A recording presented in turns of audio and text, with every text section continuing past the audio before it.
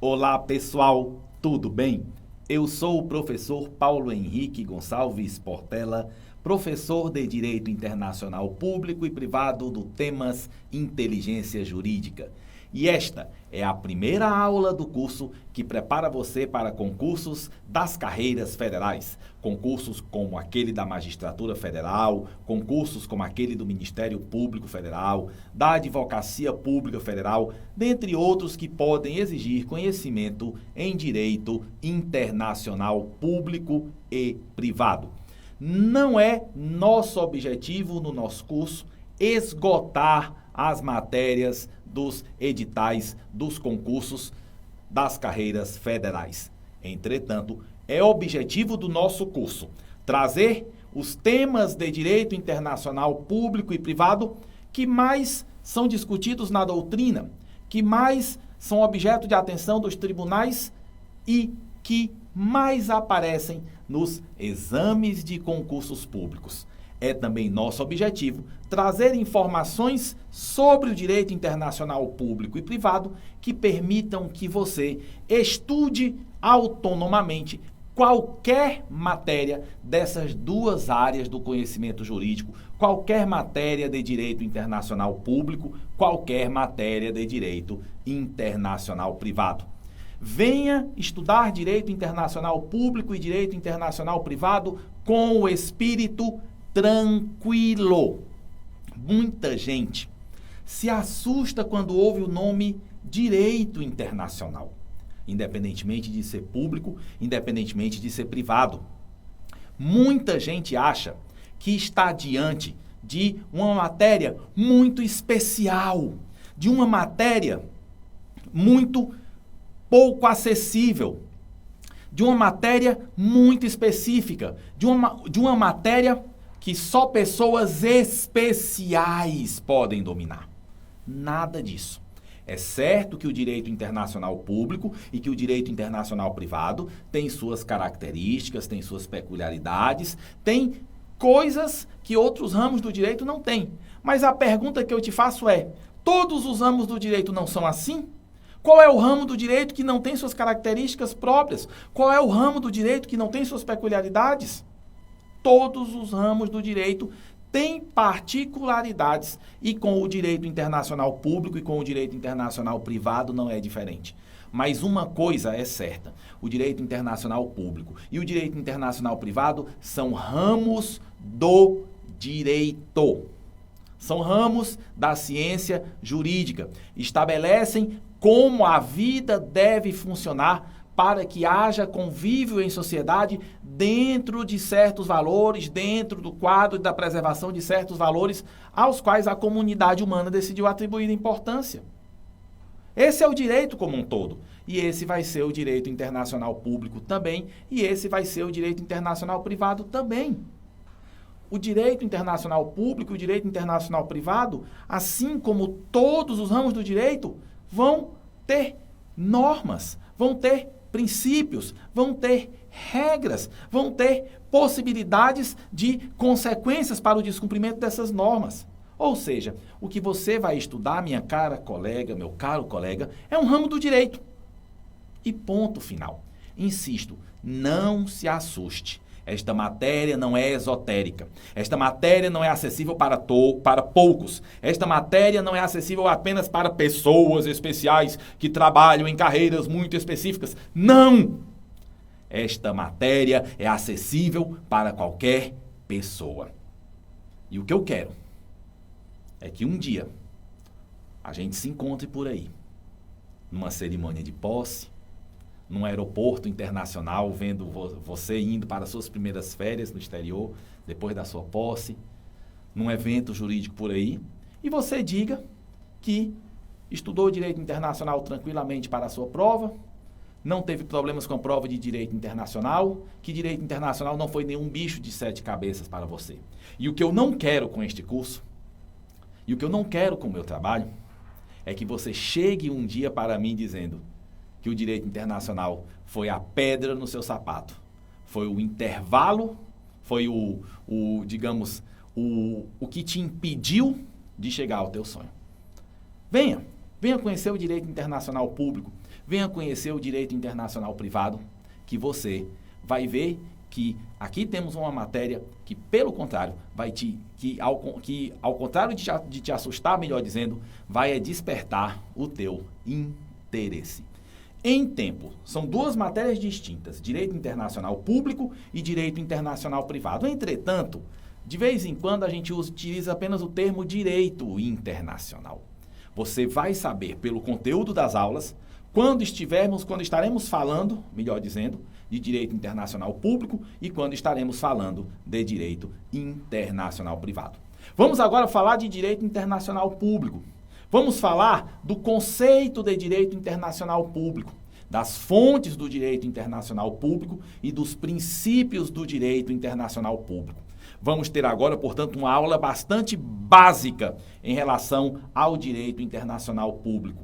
É uma aula densa, é uma aula com muita informação, é uma aula em que os slides parecem andar devagar, em que a tela parece andar devagar, mas assim tem de ser, porque esta é a aula base, porque este é o conteúdo base, porque este é o principal conteúdo que vai te permitir estudar qualquer outro assunto de direito internacional público, ainda que este assunto não seja falado aqui. Qualquer outro assunto de direito internacional público que apareça de repente pela primeira vez em um edital. Qualquer outro assunto de direito internacional público que a gente não tenha tempo de apresentar aqui, não possa apresentar aqui. Tá certo? Então essa unidade é muito importante. Olhe-a com atenção, dedique-se a ela e você sairá desta unidade, sairá deste ponto com força suficiente para arrancar no direito internacional, para que os seus estudos de direito internacional se desenvolvam do jeito que você quer. Mas antes de apresentar o conceito de direito internacional, eu gostaria de apresentar aquela primeira peculiaridade do direito internacional. Aquela peculiaridade que faz com que algumas pessoas se assustem quando vejam o direito internacional. Mas aí é que está. Não se assuste. Você vai simplesmente conhecer uma pessoa diferente. Você vai simplesmente conhecer um país novo. A minha missão é justamente ser o teu guia nesse país novo que você está conhecendo, que é o direito internacional público. E para que você conheça bem o direito internacional público, é necessário inicialmente que se diga que o direito internacional público tem uma diferença importante em relação ao direito interno. O direito interno é aquele direito construído por um Estado. O direito internacional é o direito construído no âmbito da convivência internacional por meio de negociações. Repito, o direito interno é aquele direito construído por um Estado e o direito internacional é o direito construído no âmbito da convivência internacional por meio de negociações. Vejam só. O direito interno, com o qual você está mais acostumada, com o qual você está mais acostumado, é um direito de subordinação. É um direito construído pelo Estado, por meio de suas diversas unidades, no caso do Brasil, por meio do Legislativo Federal, por meio do Legislativo Estadual, por meio do Legislativo Municipal. Não importa de onde venha. Não importa de onde a norma venha, a norma será sempre uma norma estatal, uma norma vinda dos órgãos competentes do Estado e que se impõe a todas e a todos, independentemente do seu consentimento. Se existe uma norma municipal que proíbe o estacionamento em avenidas tais, você tem de cumprir aquela norma, por mais que você não goste, né? E é com esse direito que nós estamos acostumados, com o direito de subordinação, o direito que nasce do Estado, o direito que nasce dos órgãos legislativos do Estado soberano competentes para elaborar as normas que serão, por sua vez, aplicadas pelos órgãos estatais que terão o poder de aplicar essas normas independentemente do nosso querer. Mas é necessário, antes de nós falarmos dessa peculiaridade do direito internacional, que você se lembre que nem todo direito é construído sob o formato da subordinação. Que nem todo direito é construído dessa maneira monocrática, que é a maneira pela qual o Estado constrói o direito. Que o direito, às vezes, é construído de uma maneira coordenada, de uma maneira paritária. Exemplo: duas empresas pretendem criar uma terceira e, para isso, vão fazer um contrato social, né? O contrato social da terceira empresa. Aquele contrato social é norma, mas não foi uma norma que foi criada lá na Câmara de Vereadores, ou lá na Assembleia Legislativa, ou lá no Congresso. Foi uma norma gestada pelos negociadores competentes das duas empresas. E aquela norma, aquele contrato social vai reger a nova empresa. Então, nós temos aqui um direito construído de maneira coordenada e de maneira negociada, inclusive. Outro exemplo: o ambiente condominial, o condomínio. A reunião do condomínio, aquele momento desagradável para muitas e muitos de vocês, né? É o momento de construir as normas de convivência do condomínio. E as normas que são construídas dentro de uma reunião são válidas, são obrigatórias. Se uma reunião de condomínio decide que na sexta-feira as festas têm de terminar à meia-noite, aquela regra deve ser cumprida. Mas quem criou aquela regra? Foi a Presidência da República por meio de decreto?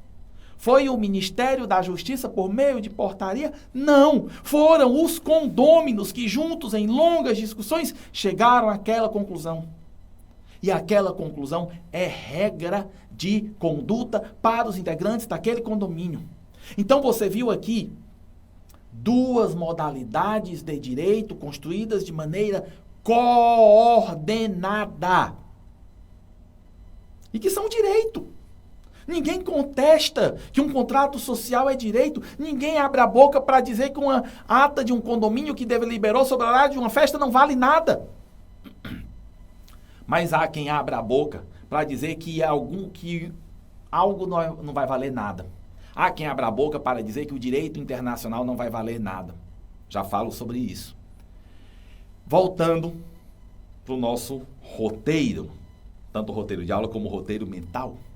Então, o direito internacional público também vai ser um direito construído de maneira coordenada. Vai ser um direito construído nesse mundo imenso, nessa comunidade internacional de estados soberanos, aquilo que no dia a dia, no informal, a gente chama de países, que vão constatar a existência de problemas, que vão examinar o que fazer em relação àquele problema, que vão discutir o que fazer em relação àquele problema, que vão negociar possibilidades de solução daquele problema. E quando chegarem a um consenso, aquele consenso é norma entre aqueles estados soberanos que o construíram. É assim que se faz o direito internacional, pela coordenação. O direito internacional, em outras palavras, é um direito de coordenação. É um direito que vai ser construído de uma maneira não monocrática, não vinda de um poder central mundial que não existe, não vinda de um Estado mundial que não existe, mas vinda das conversas paritárias entre entidades que não se subordinam umas às outras e que, de maneira livre, vão negociar normas que conduzirão à conduta daqueles estados em relação a determinada matéria. Então é isso, para resumir. Enquanto o direito interno como um todo é um direito de subordinação, ou enquanto quase todo o direito interno é direito de subordinação por conta do contrato social e do condomínio que eu falei, o direito internacional é um direito de coordenação. E detalhe, e aqui é muito importante que você saiba, é um direito em que a figura das negociações vai ser muito importante. É um direito em que as normas da principal fonte do direito internacional público, que são os tratados, vão ser construídas por meio de negociações. Os tratados, que são a principal fonte do direito internacional público, são construídos por meio de negociações internacionais. Tá certo?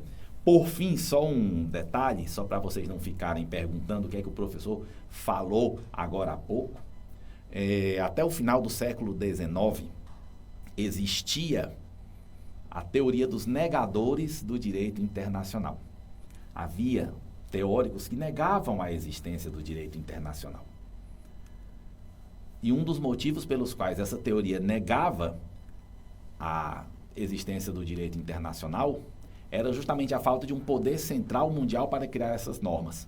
Outro motivo era a dificuldade de aplicação dessas normas, mas essa dificuldade vai ser objeto de um outro tema do nosso curso, né, que é o tema da responsabilidade internacional, que mostra que há sim possibilidade de consequências para o descumprimento das normas de direito internacional. Essa teoria foi superada na medida que se firma a convicção de que o direito como um todo é um dever ser, se convencem os teóricos de que o direito internacional público também será um dever ser. Por fim, onde há negociação, há vontade. Quando se negocia algo, a negociação só se chega a bom termo porque alguém aceitou o resultado daquela negociação, porque alguém concordou com o que foi negociado.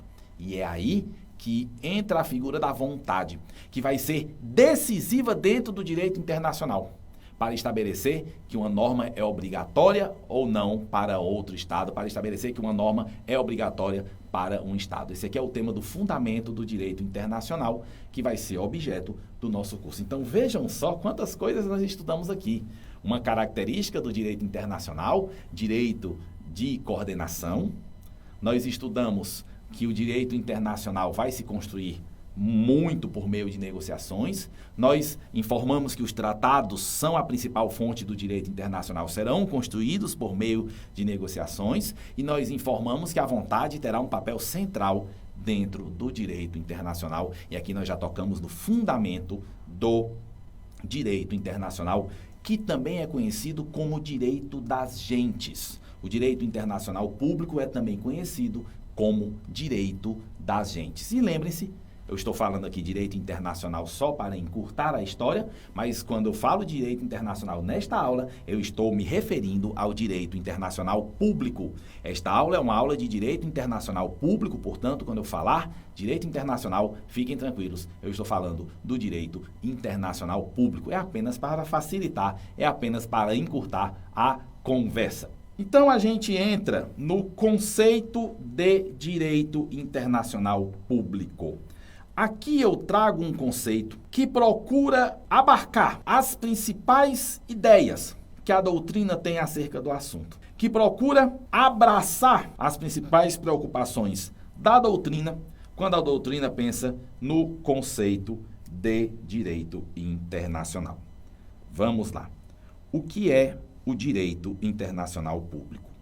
O direito internacional público é o ramo do direito que visa a regular as relações internacionais e que visa também a tutelar qualquer tema que efetivamente perpasse as fronteiras nacionais, fixando direitos e obrigações de todos os membros da sociedade internacional, que incluem não só os estados e as organizações internacionais, mas também outras pessoas e entes, como os indivíduos. Então, repetindo, o direito internacional é o ramo do direito que visa a regular as relações internacionais e a tutelar qualquer tema que efetivamente perpasse as fronteiras nacionais, fixando direitos e obrigações de todos os membros da sociedade internacional, que incluem não só os estados e as organizações internacionais, mas também outras pessoas e entes, como os indivíduos. Então, vamos lá. O direito internacional público é um ramo do direito. E como ramo do direito, que o direito internacional público é? O direito internacional público é um dever ser. É um ramo do direito, é um ramo da ciência jurídica, é um ramo do conhecimento humano, é um ramo da criação humana que estabelece como a vida deverá funcionar na chamada sociedade internacional para que o convívio nessa sociedade seja possível dentro do quadro de certos valores aos quais a sociedade internacional decidiu atribuir importância. Então vejam só, o direito internacional público não é apenas uma ferramenta para permitir o convívio na sociedade internacional. É também uma ferramenta para permitir o convívio na sociedade internacional dentro de certos termos, que são os termos estabelecidos pela própria sociedade internacional em seu processo histórico, processo dentro do qual a sociedade internacional foi descobrindo que alguns valores são mais importantes do que os outros, processo dentro do qual a sociedade internacional foi estabelecendo a necessidade de tutelar certos bens jurídicos, a necessidade de tutelar a proteção da pessoa humana, a necessidade de proteger o meio ambiente, a necessidade de velar pela solução pacífica de controvérsias, a necessidade de evitar a guerra e de promover a paz, e assim sucessivamente. E aqui a importância de estudarmos os princípios do direito internacional. E aqui a importância de estudarmos também os princípios gerais de direito que são aplicáveis ao direito internacional. O direito internacional visa regular as relações internacionais naquilo que elas têm de mais evidente, ou seja, as relações entre os estados soberanos, as relações que envolvam as organizações internacionais, as relações, por exemplo, entre o Brasil e a Argentina, as relações, por exemplo, entre o Brasil e a Organização das Nações Unidas, ONU, e assim sucessivamente. Neste sentido, neste campo, neste âmbito, o direito internacional público terá um grande elemento interinstitucional. O direito internacional público será incrivelmente interinstitucional. Mas ao direito internacional público interessa mais. Ao direito internacional público também interessam todos os temas que efetivamente perpassem as fronteiras nacionais. O que é isso? Todo e qualquer tema que, de uma forma de outra, ou de outra, diga respeito a mais de um país, a mais de um povo. Todo tema que, de uma forma ou de outra, desperte o interesse em mais de um país, entre mais de um povo. Um tema que se desenvolva num país e que tenha consequências em outro país, todos esses temas são temas de interesse internacional e, portanto, são temas que interessam ao direito internacional público. Por exemplo, o combate ao crime transnacional. Não é possível combater o crime organizado transnacional no Brasil e no Paraguai, por exemplo, sem que o Brasil e o Paraguai atuem em conjunto. Outro exemplo, a temática ambiental. Vamos supor que o Brasil polua a bacia do Rio da Prata, gerando poluição no Uruguai e na Argentina e no Paraguai. Não vai ser possível combater esse problema sem envolver todos os 4 países da bacia do Rio da Prata. Todos os 4 países afetados da bacia do Rio da Prata.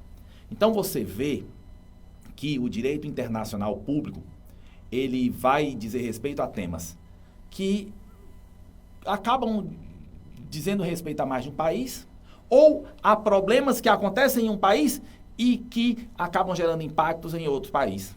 Mas tem mais. O direito internacional público vai ter interesse também em todo e qualquer tema que gere preocupação internacional. Por exemplo, vamos supor que você é agredida, você, minha aluna, é agredida, Deus te livre, por tua companheira, por teu companheiro, tá? Dentro do banheiro da tua casa. Você mora numa cidade pequena e imagina que este tema não interessa ao direito internacional. Errado. Interessa ao direito internacional, sim. Porque a violência contra a mulher, sobretudo aquela perpetrada pelo homem, é um tema de interesse internacional. Ou seja, uma mulher que sofre violência aqui é objeto de preocupação lá na França, por exemplo. Não é à toa que há tratados voltados a proteger a mulher contra a violência. destaco aqui a Convenção Interamericana, que é um tratado para prevenir, punir e remediar a violência contra a mulher, também conhecida como Convenção de Belém do Pará, que se preocupa em proteger a mulher contra a violência no continente americano, tá certo? Então você percebe que mesmo que um tema tenha aparentemente só interesse interno, se o tema causa preocupação internacional, esse tema interessa ao direito internacional. Por fim, toda essa quantidade de temas toca na vida de instituições como o Estado, toca na vida de instituições como as organizações internacionais, cujo principal exemplo é a ONU, a Organização das Nações Unidas, mas toca também na vida das pessoas, dos indivíduos, toca na vida das empresas que querem fazer comércio com os países vizinhos. Então é por isso que o direito internacional vai interessar não apenas aos seus clientes aparentes, aos seus primeiros clientes aparentes, que são os estados e as organizações internacionais, mas também vai interessar a tantas outras pessoas, aos indivíduos, às empresas, às organizações não governamentais e assim sucessivamente. Então, esse é o direito internacional. É esse ramo do direito que tem essa preocupação enorme com uma série de assuntos, e daí a amplitude da nossa matéria, e daí o fato de a nossa matéria ser necessariamente ampla e envolver necessariamente toda uma série de assuntos, que alguns dos quais a gente vai ver aqui. Continuando os nossos trabalhos, né? Aqui, trabalho é o que não falta, tá? A gente fala acerca do direito, da natureza do direito internacional público, repisando alguns assuntos a respeito dos quais nós já falamos aqui e que vamos falar, portanto, rapidamente, destacando apenas alguns pontos mais importantes. Como eu já falei, o direito internacional público é um ramo do direito. Logo, as normas de direito configuram um dever ser, o que implica que o direito como um todo e o direito internacional em particular não deixam de existir em virtude de seu descumprimento. Em virtude de seu descumprimento. Que aqui só uma breve palavra, tá? O direito internacional, como ramo do direito que é um dever ser, que estabelece como a vida deve funcionar para que a sociedade internacional se desenvolva dentro do quadro da tutela de certos valores, estabelecendo também o que deve acontecer caso a norma não seja cumprida. Então, nós temos aqui um deve e não um é. Nós temos aqui um dever ser e não um ser. E é por isso que se pode dizer que o direito internacional existe, porque ele vai estabelecer como as coisas devem ser e não como elas são. Evidentemente que o ideal seria que dever ser e ser se encontrasse, que a norma tivesse eficácia o tempo todo. Mas o fato de a norma não ter eficácia não implica que o direito internacional deixe de existir. Continuando. O direito internacional comporta, portanto, um conjunto de normas vinculantes de conduta. Repito, o direito internacional comporta um conjunto de normas vinculantes de conduta que indicam como devem agir pessoas naturais e jurídicas de modo a permitir o bom desenvolvimento da sociedade internacional dentro do marco de certos valores e que abrem a possibilidade de consequência pelo seu descumprimento. Em conclusão, as normas de direito internacional público não consistem em meras regras de cortesia ou premissas de teor puramente político, configurando preceitos de caráter vinculante. Venha cá. Vou falar com você que está aí. Você que de repente está achando, né, que estamos falando de muita teoria, mas é necessário falar da teoria. E não apenas para te preparar para estudar outros temas de direito internacional, mas também porque teoria cai em concurso público. E como teoria é um tema complexo, né, as questões de teoria podem ser terríveis, né? Então é melhor a gente não vacilar, é melhor a gente estudar a teoria. E eu vou dar um exemplo de uma questão de teoria que caiu num concurso público de uma carreira federal há alguns anos, já faz alguns anos. A questão dizia mais ou menos assim, 2 pontos. As normas de direito internacional são meras regras de cortesia, de teor puramente político e, portanto, não são juridicamente vinculantes. Era um item para você decidir, era um item para você julgar se era certo ou errado. O item está evidentemente errado, porque as normas de direito internacional não são meras regras de cortesia. Não têm um teor puramente político. Elas são juridicamente obrigatórias. Elas são juridicamente vinculantes. As regras de direito internacional devem ser cumpridas, não são opcionais. Tá certo? Elas não são opcionais. Elas são obrigatórias. Tá certo? Vamos falar agora uma breve evolução do conceito de direito internacional público, tá? O que nós vamos falar agora é como o conceito de direito internacional público foi evoluindo. Aqui nós temos algumas preocupações a indicar para você, tá? Alguns pontos a serem indicados para você. Primeiro, a gente estuda um pouco da história do direito internacional público. Segundo, a gente prepara você para o exame da literatura, porque todos nós sabemos que você também está estudando por algum livro. Se não está, estará, tá? E se mesmo que não esteja, você talvez já tenha ouvido falar nesta polêmica aqui. Você talvez já tenha ouvido falar nessa controvérsia. O fato, pessoal, é o seguinte: durante pelo menos 350, 400 anos, o direito internacional teve um conceito. Esse conceito mudou nos últimos anos. E é aquele conceito que eu indiquei para vocês agora há pouco. Mas ainda há autores que continuam falando do conceito antigo. E é necessário te advertir, para que você te advertir a respeito, é necessário te advertir a respeito, para que você, dentro de seus estudos, não seja induzido a erro.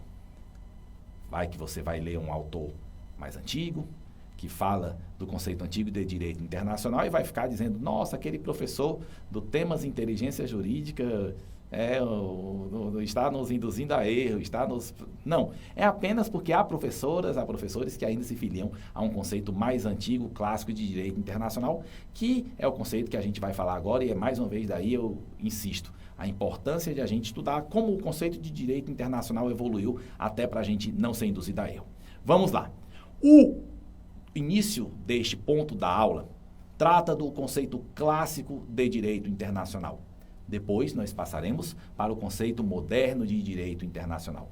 Vamos ao conceito clássico de direito internacional. De acordo com o entendimento clássico do direito internacional, o direito internacional público seria apenas o ramo do direito, que regularia apenas as relações entre os Estados. Repito, o direito internacional público seria o ramo do direito que regularia apenas as relações entre os Estados soberanos, regularia apenas as relações entre aquilo que a gente chama países. Direito internacional, direito entre nações, direito entre povos. Lembrando que em inglês, nations, o termo nation quer dizer Estado, também quer dizer Estado. Então, resumindo, o direito internacional seria apenas esse direito entre nações, seria apenas esse ramo do direito que regularia as relações entre Estados soberanos. Seria um direito meramente intergovernamental. Seria um direito meramente interinstitucional.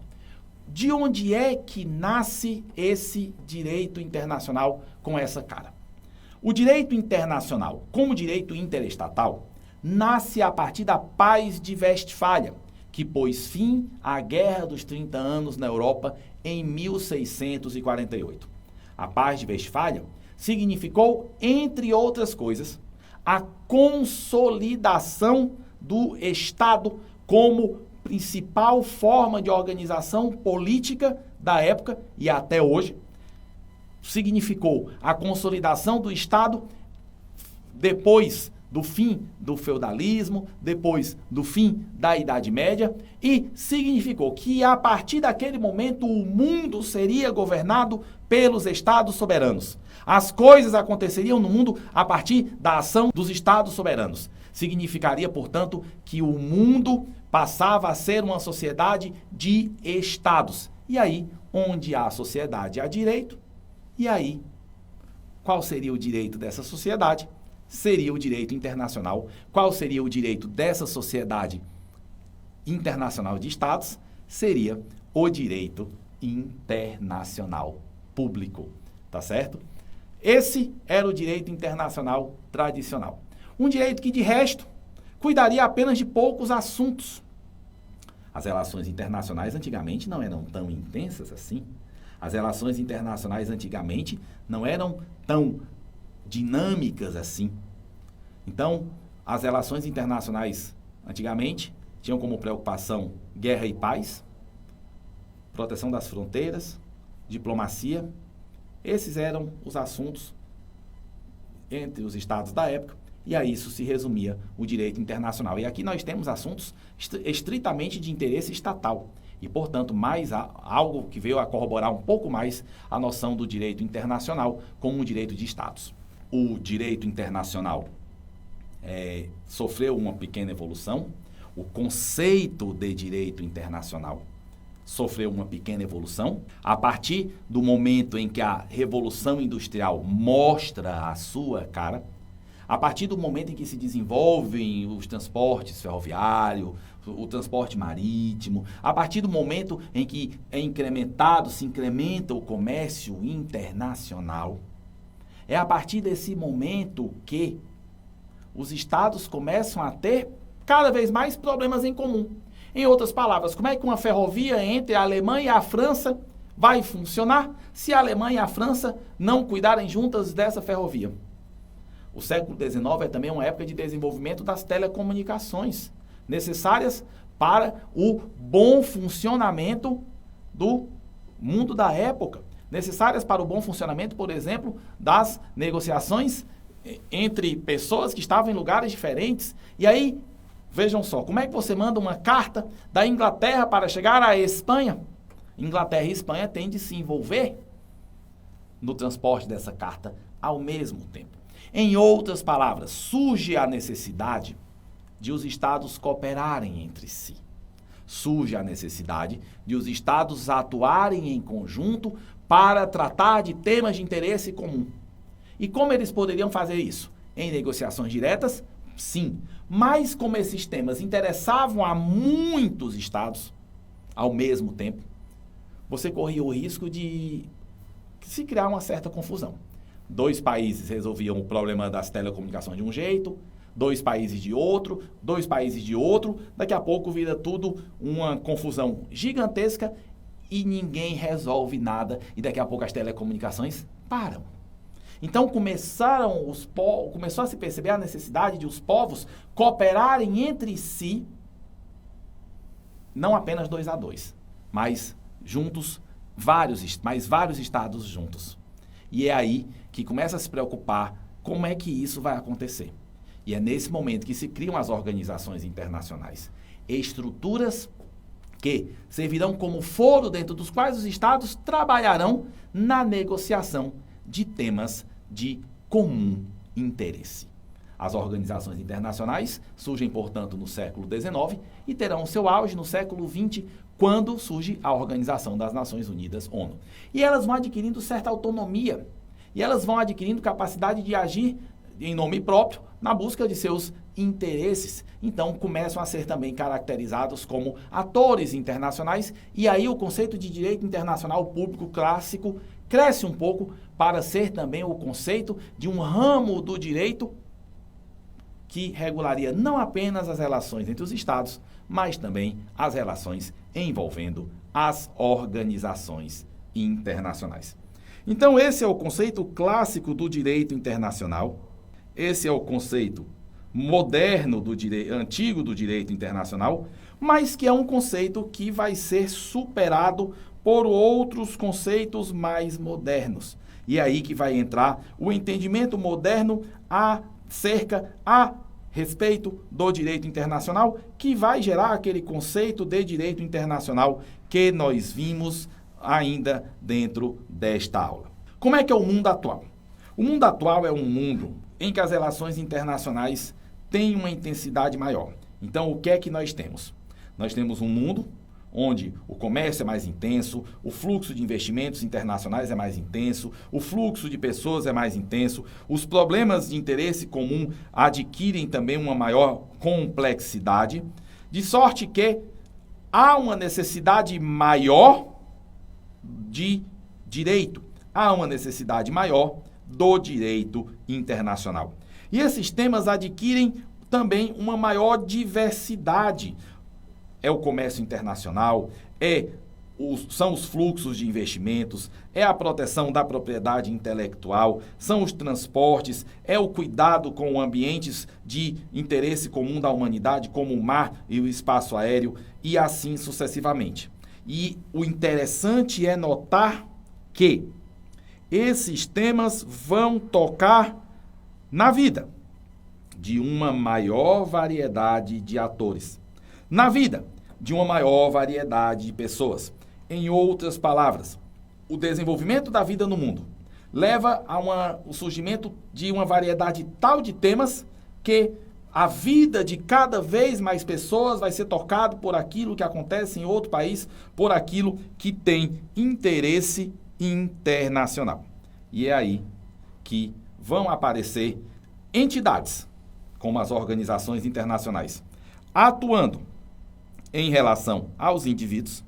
É aí que as organizações internacionais vão se preocupar com a vida dos indivíduos, vão se preocupar com o Estado ainda, vão se preocupar com temas de interesse estritamente estatal, sim, mas também vão se preocupar com temas de interesse dos indivíduos dentro desse todo esse rol de temas internacionais que aparece.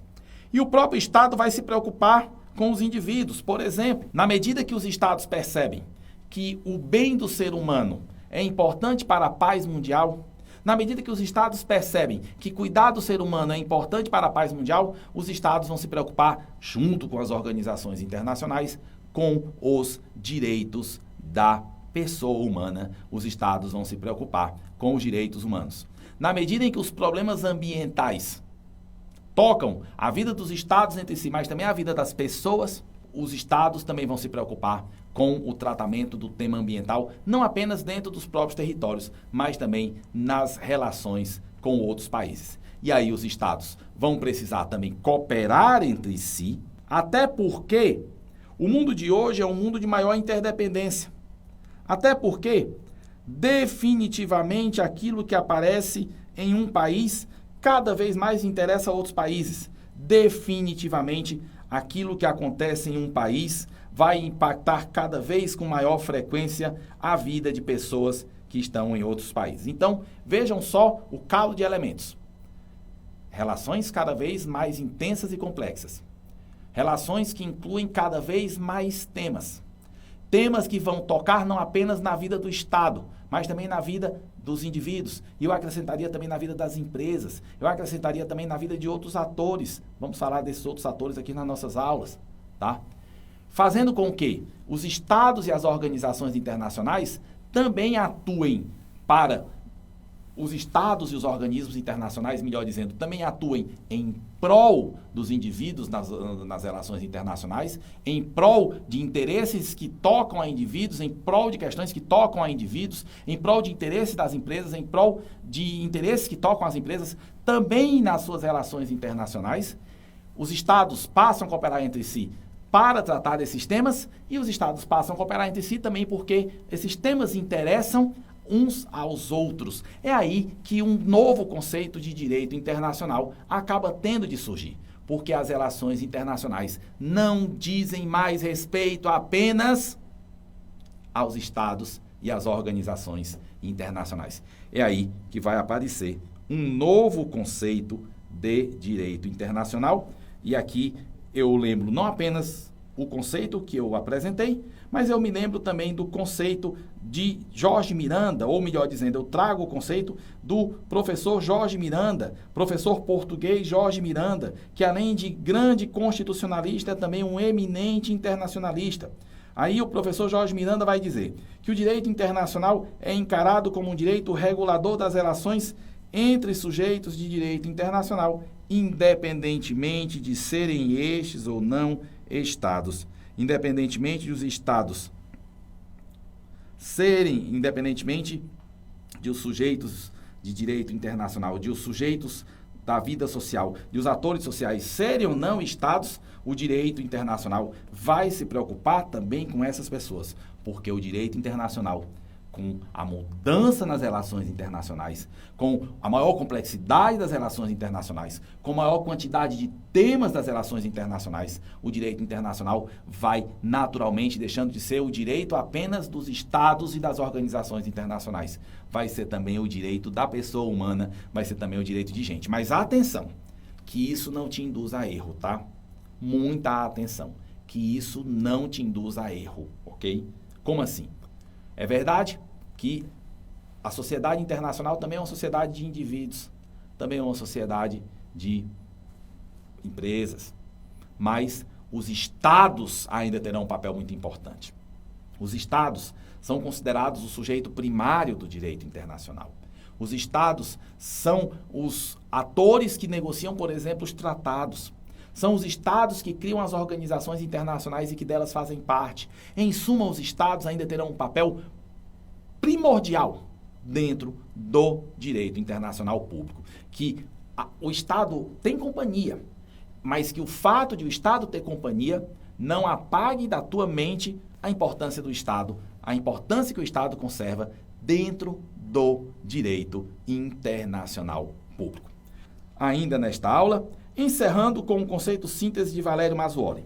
O direito internacional público, como aquele ramo do direito que regula a conduta de seus sujeitos, estados, organizações internacionais e indivíduos, que visam as metas comuns da humanidade, como paz, segurança, estabilidade das relações internacionais, por meio de fontes normativas próprias, tratados, costumes, princípios gerais de direito. E aqui, Valério Mazzuoli não apenas traz aquilo que a gente já falou aqui, resume aquilo tudo que a gente trouxe aqui, mas Valério Mazzuoli traz também, já antecipa também o tratamento do tema das fontes do direito internacional público, que vai ser um dos assuntos que nós traremos aqui dentro do bojo de nossas aulas de Direito Internacional do curso Temas Inteligência Jurídica. Vamos falar agora das características do direito internacional público. Uma dessas características é a característica da obrigatoriedade, ou seja, o caráter juridicamente vinculante das normas de direito internacional. Aqui nós temos um tema que já foi objeto de nossos comentários, nós já falamos acerca desse assunto. O direito internacional também é um direito de coordenação, também já falamos um pouco desse assunto. Mas aqui é necessário a gente enfatizar algo. E aqui eu vou trazer uma pequena diferença em relação ao que a gente falou agora. Vejam só, minha cara colega, vejam só, minhas caras colegas, vejam só, meus caros colegas. Não há um Estado mundial. Não há um Estado supranacional. Não há um Estado acima dos Estados, um governo acima dos governos, ditando o que estes devem fazer para resolver os seus problemas comuns. A supranacionalidade é um fenômeno pouco comum nas relações internacionais. A existência de poderes acima dos Estados é algo pouco comum nas relações internacionais. Atualmente, por exemplo, só existe um poder supranacional, que é a União Europeia, regulada pelo chamado direito comunitário, e ainda assim apenas em alguns de seus aspectos.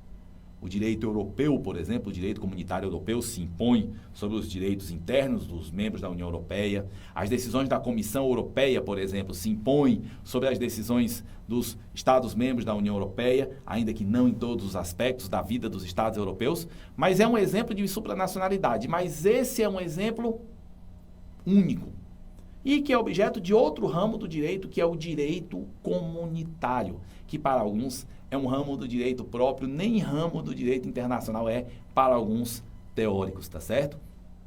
O fato é, não há Estado mundial. Então a sociedade internacional é anárquica. Anarquia no sentido grego da palavra. Anarquia no sentido de ausência de um poder central. Ausência de um poder por ordem na casa, por assim dizer. Logo, diante dessa anarquia, os estados devem se coordenar para resolver os seus problemas comuns. E é aí que vai surgir o direito internacional público. Dentro dessa coordenação, surgirá o direito internacional público. Dentro dessa coordenação de interesses, surgirão normas que terão como objetivo resolver os problemas internacionais, os problemas mundiais, normas essas que serão normas de direito internacional público. É isso que eu digo aqui no nosso roteiro. Não há um Estado mundial, ou seja, a supranacionalidade é uma exceção nas relações internacionais. Com isso, é necessário atuar para reduzir a anarquia inerente às relações internacionais, o que ocorrerá por meio de negociações que gerarão as normas de direito internacional público. Logo, as normas de direito internacional público, como nós já falamos, têm formação predominantemente negociada e a vontade terá um papel central dentro do direito das gentes. Por fim, algo acerca de que nós não falamos ainda, haverá também momentos em que a própria aplicação das normas de direito internacional público envolverá a coordenação entre sujeitos de direito internacional. Pois é, a norma de direito internacional, ela poderá ser aplicada de várias maneiras. E aqui eu já antecipo, tá, para você, que um tratado, quando está em vigor e o Brasil dele faz parte, é incorporado ao direito interno brasileiro e poderá ser aplicado pelo próprio Estado brasileiro, pelos próprios órgãos do Estado brasileiro. Entretanto, tá, é necessário que se diga também que há maneiras de aplicar o direito internacional público no âmbito das relações internacionais. E, para isso, às vezes, os Estados precisam se articular. Eu vou dar aqui um exemplo clássico, o Mercosul. Uma das regras básicas do Mercosul é a lealdade ao regime democrático. Em outras palavras, só podem ser membros do Mercosul estados que adotem o regime democrático, a forma democrática de governo. Vamos supor que a democracia se rompa no estado do Mercosul. Vamos supor que haja um golpe de estado em algum país do Mercosul. Aí, nesse caso, o que é que vai acontecer? Um estado que deixa o regime democrático deve ser punido com o afastamento do Mercosul. Como é que isso ocorre? Os demais membros do Mercosul vão se juntar, examinar o caso e deliberar pelo afastamento do membro do Mercosul, onde a democracia foi rompida. Então, às vezes, é assim que a coisa funciona. Os estados também se coordenam para aplicar a norma de direito internacional, mais ou menos como, para usar um exemplo bem tosco, quando um monte de crianças que está jogando bola se junta para pegar essa bola no terreno do vizinho. É mais ou menos o que acontece no direito internacional público às vezes. Bom, para finalizar este ponto, o fato de a vontade ter um papel importante dentro do direito internacional público não afasta aquilo que eu já falei. A circunstância de que as normas de direito internacional público também se aplicam no âmbito interno dos estados e, nesse ponto, são tratadas como se direito interno fossem. Tá? E aqui, mais uma vez, o tratado em vigor para o Brasil e incorporado ao direito interno, faz parte do direito interno e pode ser aplicado por qualquer órgão do governo brasileiro, por qualquer órgão da estrutura governamental brasileira, como se fosse uma norma de direito interno qualquer. Mas há um outro assunto também. Às vezes, imagine a seguinte situação, imagine a seguinte e grave situação. Nós temos um problema ambiental, um problema ambiental na América do Sul, causado, sobretudo, pelo Brasil. Para resolver esse problema, alguns países, ou melhor dizendo, todos os países da América do Sul, negociam um tratado. E o Brasil decide não negociar esse tratado. O que é que vai acontecer? O problema continuará, porque o Brasil é o principal causador daquele problema. Então, às vezes, a vontade deixa a solução dos problemas mundiais ao alvitre de um ou outro ator. E é por isso que já estão surgindo no direito internacional preocupações no sentido de que, e o que é que vai acontecer com o mundo? E como é que vão ficar os valores mais caros da sociedade internacional? Vão ficar sujeitos à vontade de um ou outro ator? Vão ficar sujeitos à vontade de um ou de outro país? É aí que estão surgindo dentro do direito internacional as normas de ius cogens e as obrigações erga omnes. O que são as normas de ius cogens? O que são as obrigações erga omnes? São normas que terão maior importância dentro do direito internacional. As normas de ius cogens são as normas que terão maior importância dentro do direito internacional. As normas de ius cogens são as normas que terão maior importância dentro do direito internacional. As obrigações erga omnes estarão em segundo lugar, mas ambas terão em comum uma coisa: ambas se impõem independentemente da vontade dos Estados. Ambas devem se impor independentemente da vontade dos Estados. Nós vamos estudar em nossa aula esse fenômeno do ius cogens, o fenômeno das chamadas normas imperativas de direito internacional, o fenômeno das chamadas normas peremptórias de direito internacional. Mas nós vamos estudar esse assunto apenas na nossa próxima aula. Esta nossa primeira aula foi realmente uma aula mais densa, é verdade, mas eu espero que com aquilo que nós falamos aqui, você possa ficar tranquilo em relação ao que é o direito internacional, ficar tranquilo em relação aos nossos próximos passos dentro da matéria. Agradeço pela atenção, espero que a aula tenha sido útil ou que venha a ser útil para você. Muito obrigado e até a nossa próxima aula.